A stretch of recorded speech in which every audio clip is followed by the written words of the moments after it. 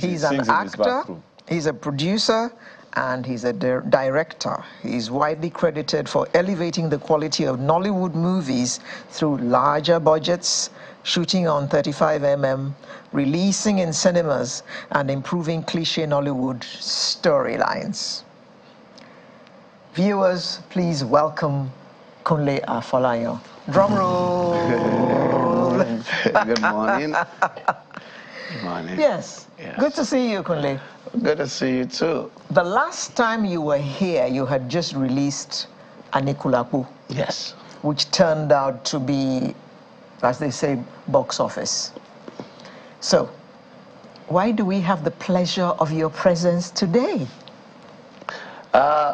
Well, I think it's because, first of all, let me say good morning and thank you for inviting me. Happy New Year. And Happy New Year. Yeah, we're still in January. Anikulapo was shot in 2022. And between then and now, a lot has happened. Of course, I'm widely known, you know, as a filmmaker and all, but I'm also an entrepreneur, you know.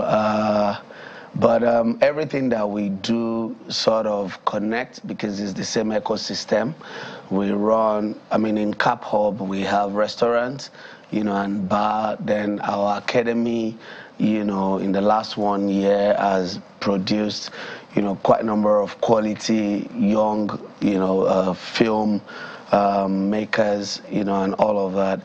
And then we've made a Anikulapo series. So, yeah. Series? So, yes, the last time he was here, he told us that he's being held by the jugular by Netflix to expand it from one cinema, just a movie to series. Yeah. Tell us about, well, first of all, the conversation surrounding it. How did that go? Well, it was good. Again, I've said this, and I think I mentioned it then. The original idea, the Anikulapo original idea was to make series, not a film. And this started like 6-7 years ago. And then, you know, the working title then was Odu, like Odufa, you know. But I shopped the idea around a little bit, and it wasn't flying. And when Netflix came and we had this meeting, they said, look, doing a series in local language and all of that seemed very ambitious. That why not try to make a film? And then if it's good, then we can. And then we made a film, and the film was the most watched non-English film in the world globally. And that opened up conversation, you know, for the, I mean, to make the series afterwards. And was it really a Yoruba movie? Yeah. Anikulapo. Yeah, I know, I've seen it. Yeah, it was pure Yoruba. Subtitled. Yeah, we understand. We understand where you are from. I'm Okoro. Anything after Ore. Let's talk about the bit. I don't want you to let out what's in the series because it actually, you know, ended. The movie ended with a cliffhanger. Yes. So many of us want to see what next. And I've seen the 40-something second thriller. Okay. So it's just the guy coming up with the thing again. Well, you know, look for it. It's on Netflix. You know, but let's talk about the business. Anikulapo streamed on Netflix, a streaming platform. Yeah. And there are movies in Nigeria, even abroad. This movie, Lift, by Kevin Hart. Streamed in cinemas. Yes. Now it's on a streaming platform. Yes. Now, I also know that there have been movies that have been staged, filmed, and streamed. Yeah. Tell us about that ecosystem. Which one is killing which one is catalyzing which one? Okay, I'll say it's an exciting time, you know, because of the fact that you have options. Before now, I mean, in the 80s, it was strictly, I mean, 70s, 80s, it was strictly theater. Yeah. If you want to watch Ogunde's film, Adela film, you have to go to National Theatre, Glover Hall, Idera Cinema, or in Ibadan, all over the country. Some TV dramas were on television, but they are completely different from film, And then late 80s, video came, and then people will make their film, put on VHS, and sell. DVD came, VCD came, DVD came. But at that time, people we still had the option of cinemas and then DVD, DVD. But of course, stage is something that has been there and will continue to be there. But the thing with stage stage does not have a quick turnaround. Stage is more detailed. Stage, even just rehearsal, sometimes would take 6 months, depending on how ambitious or how detailed the play is. So you can have if you want to tour stage, for example, will you be able to lock the same people down for like a year, all year round, or 2 years round? As the actors. The actors. You better have a big sponsor. Exactly. And if you're talking to anybody in that, then you better have a big sponsor. Yeah. But film is easier in the sense that you can do a film in 3 to 6 months, release it, and start working on the next one. All right? If it's stage, the director will need to go with them, and then for 1 year, maybe you're just locked, to just one particular project. All right? And some of the actors, especially nowadays, they want to be on a set for 5 days, and as soon as they are done here, they move to the next one. In fact, sometimes they shuttle 3 locations now. At the same time. That is bad, really, because for me, it's something I would never want to tolerate, but that is the reality now. People jump from before they are even finished, they are running. So they don't pay attention to the details and all of that. You came from a dynasty of sorts. Yes. I don't know if that was the title of the film or play, Ajoke. No, it's the name of a character. A character. In Ajani Ogun. Ajani Ogun, yes. Thank you. And now she's wondering what I'm talking about. I will give you education. No, but I'm coming to that. Yes. Oh, really? Which you just spoke about. Okay, go ahead. No. Yes. Most of your movies are in deep Yoruba. So you are very versed in the Yoruba culture. Yes. But you grew up in Lagos. Lagos is Yoruba. Yeah, well, you can't get plenty of culture in Lagos. Not the kind that you put in movies. Yes. So how did you acquire all that? Well, I'm from a traveling theater, traveling cinema background. That is one. But 2, really, I think Anikulapo is my only film that is done in only one language, which is Yoruba. All my other films are multilingual. Irapada, Figurine, October 1, The CEO, Phone Swap, all of them are, Yoruba, Hausa, Igbo, Ibibio, different languages. But what I always ensure that we have cultural values. I am always very particular about values. Even if for example, Niger Christmas, which was a Christmas film, which was meant to be like just a happy and all of that, we brought in culture. We try to compare, we try to educate, we try to inform, but at the same time entertain. So I am very particular about, I don't want people to just watch my film, and then few minutes after you've even forgotten the story. You can't tell your kids, oh, do you know what that is? Oh, this means this and that. Because we're losing all of this essence. Which brings me, which actually raised that issue of stage. Yes. Theater that I began with the other time. What is the iconic benefit of stage. Many people need to understand. Some people, of course, don't understand stage, don't understand, as you said, traveling theater, which is the origin of film, origin of Netflix and all those things.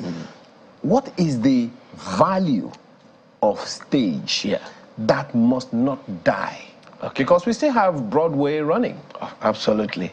Well, I think because we have the likes of Bolanle, Austin Peters, and Joke Silva, you know, and all of those guys, I don't think stage will die, you know, because they have consistently, you know, continue, you know, to recently, Auntie Joke did a play in Glover Hall has been revived. The king must dance naked. Yeah, exactly. And all year round, you know, Bolanle, Austin Peters, you know, stage, you know, different, you know, plays every year. You know, and they have their, I mean, they usually will have full hall capacity, you know.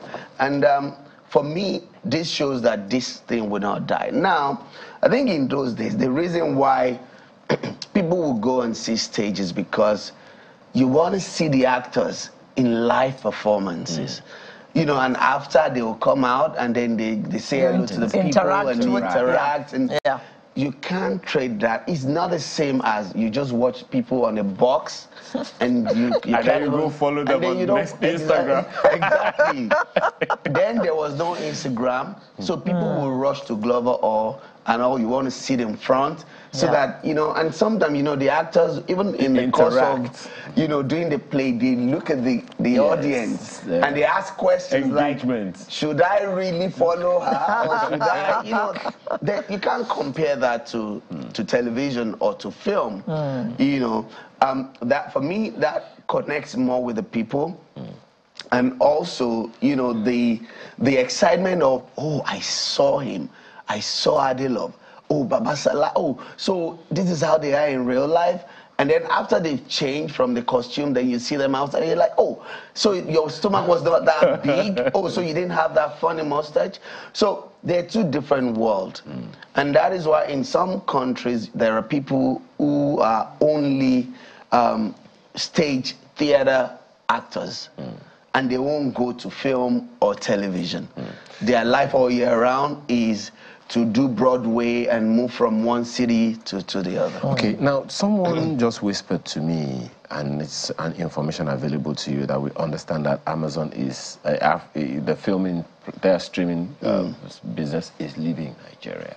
And then there are a number of people who have also expressed one concern or the other about streaming platforms versus, you know, generally talk to us about the business of it. What are the inhibitions? What are the things people need to understand when they just click and play? Well, I'm not really, you know, these days you read things on social media and you're not sure whether it's true or not, especially when you don't have details and it's not coming from, I didn't see it on Amazon platform. I only saw the news, you know, on blogs, and really, I won't really bother. Now, if you say a platform is leaving Nigeria, it does not mean the platform is closing down. It does not mean that all the Nigerian films that are already on the platforms are going to be removed. So there's nothing to worry about? I don't think there's anything to worry about. Maybe they're not going to put as much money, you know, I mean, because when like all this streaming platform, there are different categories, you know, of commissioning. You have acquisition, you have licensing.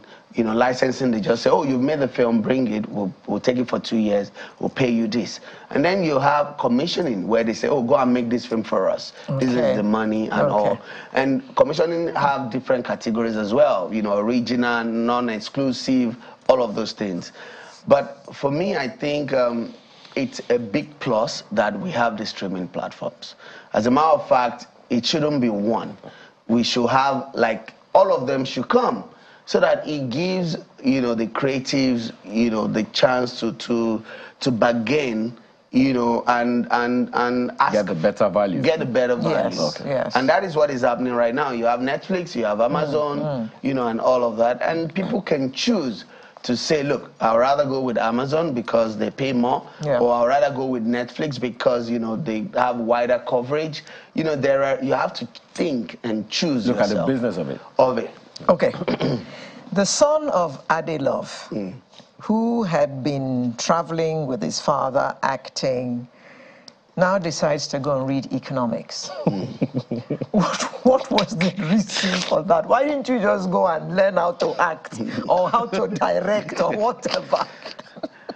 Well, I actually read business administration, but this was because growing up, my father completely discouraged us from even coming near, you know, because he would say to you, you won't make money. Oh. No, because at that time, they were not doing it for money. Yes. Because in a theater group, you can have like 100, 150 people, and they all, when they travel or they have, you know, performances, and these are experienced because they'll carry us along. As soon as we're done performing or they're done performing and people leave the hall, we will bring out our mats and spread it on the stage. And that is where we would normally sleep. There was no luxury of, oh, go and book hotel and all of that. That was your hotel? That was the hotel. And in the morning before the you know, audience starts coming, you guys get up and then you start setting up, you know, and also, of course, he didn't want that for his children. He felt, look, go and study, you know, be a doctor or be something else. It seemed demeaning to him. Exactly. I think I got paid, I think it was 20 naira, if I'm not mistaken, for acting the lead on Rashid Badamosi's play, Echoes from the Lagoon, and I was the lead. So, so if you wanted money, that was not the place to be at all. But it's different now. It's better now. People now make film and earn in dollars. Funke Akindele recorded 1 billion naira in box office. That's right. Stage won't give you that. Stage won't give you that. It might, depending. I think the reason why we have not recorded such is because we don't even have theaters. Glover Hall is pretty small. Yeah, we have Glover Hall, we have Terra Culture. Somebody built some theaters before he left. They were not functional. I don't know what they're being used for now. But if we have theaters. What is happening with the National Theatre? It's been renovated, right? It's been renovated, but I'm not sure what the plan is. But that is one asset. That is one place that I feel if it is used to capacity, it will serve the... Yeah. Because they have like 6, 7 halls. Yeah. I grew up in National Theatre. I know all of the halls, or one exhibition, or banquet, or main hall upstairs, all the angles, all the areas in National Theatre. I know everything. You know, but we need to... I don't think creating content is the problem now. And that is why a lot of people would rather go to streaming platforms because, look, it's easy. Okay. Yeah. There's something very valuable that you talked about, culture. So let's wind down with that. The value of culture. Yes. Please tell the Nigerian watching you now what the value of culture is, because most times in music, in movies, and even online in our interactions, those things seem lost. Yeah. For me, culture is everything. Culture is the language. Culture is the behavior. Culture is the man. The food. The food. The clothing. The clothing. Everything. And if you meet an Indian man, and then even if he's gone to Harvard and all of that, and then he opens his mouth to talk, you hear the Kong Indian accent. If you meet Korean, Chinese, you know, and they are never ashamed of this. That is who they are. A typical Nigerian... Unless they're Rishi Sunak. Yeah, exactly. But a typical Nigerian, first of all, want to say... Ghana. Exactly. Or you want to say, you know, on a lighter note, I was talking to Diola, who just left, who is a friend of mine, and I was talking to her daughter, and I said to her daughter, you know you're a Nigerian, you have to speak Yoruba. She said, no, I'm not just a Nigerian, I'm British. And I said, oh, I know you're British, but you're also a Nigerian. She said, oh, but I'm more British. And I said to the mom, I said, look, these are the things we need to start changing. She shouldn't be thinking like that. She shouldn't be thinking being a British is superior or is better. My children, I said to them that, look, if tomorrow you guys decide to do whatever or turn out how you want, I have tried. Because, and the whole world knows that I have tried. You know, when I have conversation with my children now, we chat in Yoruba. When they wake up, whether they are, wherever they are, the first thing they say to me is, Ekaro Babami. All right, and then we take it from there. Okay. You know, so it's the parents. It's the job of the parents. It is the job of parents. Okay. That's a good place to leave it. Kunle Afolayan, actor, director, producer, filmmaker, culture ambassador. Thank you very much for coming and closing our program for today.